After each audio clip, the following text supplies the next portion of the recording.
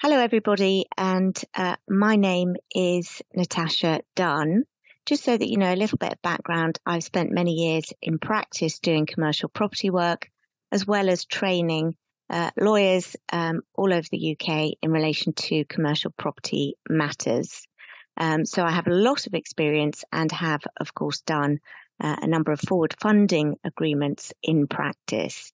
And that's what today's webinar is all about.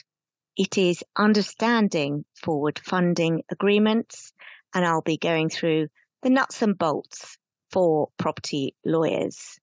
So in terms of what we're going to be covering today, initially I'm going to run through just some basics in terms of the intro to development, so the development process, and then also I'll just run through a little bit of a refresher if you're already up to speed with yields, or I'll explain what we mean by yields, as they are fairly important in terms of working out prices, etc., in relation to development where we're using forward funding.